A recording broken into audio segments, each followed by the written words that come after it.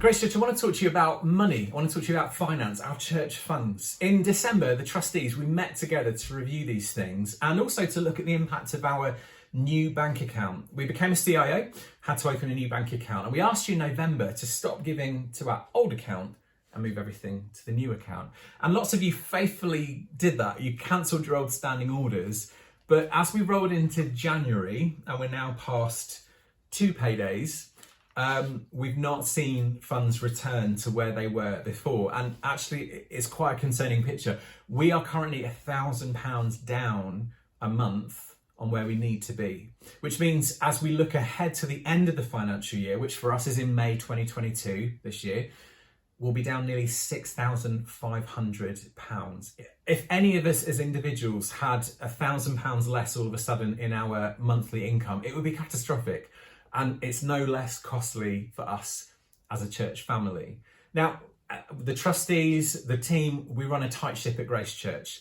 We try to make sure that we track and are very efficient at stewarding our finances that are at our disposal. So we go for community grants and funds, and we've won quite a few bids over the last year, particularly to fund our social action.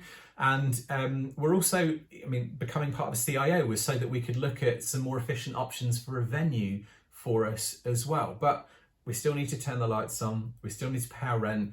We still need to buy toilet rolls and tea and coffee and all those sorts of boring, practical things that are funded by our giving as a church family.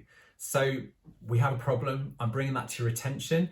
If it's a simple solution for you as a household of setting up that standing order that you've neglected to set up, forgotten to set up, whatever the issue has been, please do that ASAP. And if the money's still available from November and December, obviously I'm going to ask this, please include that in January's standing order payment. If it's not there, I don't track the giving. I only know the fact that we're down standing orders because Rachel as church treasurer has let me know that we're down standing orders. I don't sit there like Mr. Scrooge with Rachel kind of calculating every pound and pence. You don't have the details for our new account. I've sent them before, but if you've lost them, no sweat, just go to the Grace Church webpage, gracechurch.org, gracechurchstoke.org/give, and you can find all the details of the new account that are there. If you are someone that gives regularly, or if you've never given before, can I also encourage you, let's think about how much we're to give to the Lord, how much we're to give into church funds for the mission that God has us on as a church family.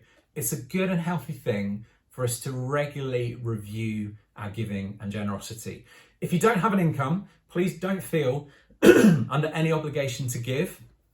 We don't want you to give out of debt or that which you do not have. We want you to give generously out of the other resources that God has given you, your time, your skills, your ability, your prayer support. All of these things are just as crucial for our mission. But if you do have an income, give a consideration to how much money you could be giving into the church and our mission as we go forward. We're going to be sharing with you in the next couple of weeks our vision.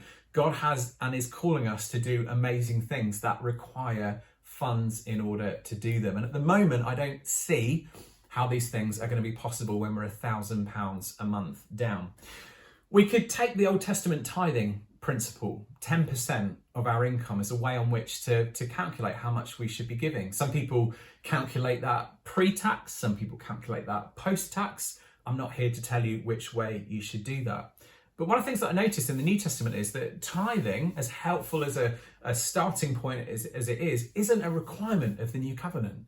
Now, don't think I'm saying, hey, we don't need to worry about 10%. Actually, there's a higher standard of generosity and sacrifice in giving that is given as examples for us. In Acts 2, we see people even selling land and possessions in order to give generously into the purposes of God and make sure that no one went without. And in 2 Corinthians 9, we read this. Paul teaches the church in Corinth about giving. The point is this: whoever sows sparingly will also reap sparingly, and whoever sows bountifully, generously, will also reap generously. Each one must give X amount of pounds and pence, 10%? No, it doesn't say that. Each one must give as they have decided in their heart, not reluctantly or under compulsion, for God loves a cheerful giver. We looked at this as part of our worship series, Worshipping God with Our Resources. What does it look like to worship God with our finances and resources in a way that is generous and sacrificial? Therefore, it costs us. It might mean that the plans and projects that we have for our homes or holidays or hobbies might need to take a bit of a back seat in order to generously worship with our finances. That's not to say that we neglect the things that we need, like gas, electric, food, all those sorts of things. In fact, actually, Paul addresses that. He says in verse 8, and God is able to make all grace abound to you, so that having all sufficiency in all things at all times, you may abound in every good work. And we looked yesterday as a church family at Jesus' promise in Matthew 6, that if God looks after the birds and the flowers, God will meet our needs. There's a difference, isn't there, sometimes between our needs and our wants and our desires as well. So Grace Church, we've got this deficit. We've got plans that God has for us in the future. How are we as a church family going to fund those things and actually meet this deficit head on? If it's about standing orders, please set up your standing orders. If it's about starting to give finance, please start to give. If it's about continuing just to give out of the generous resources that you have that aren't money, please continue to do that. God bless you. I'll give you any updates as I have them. Otherwise, see you real soon.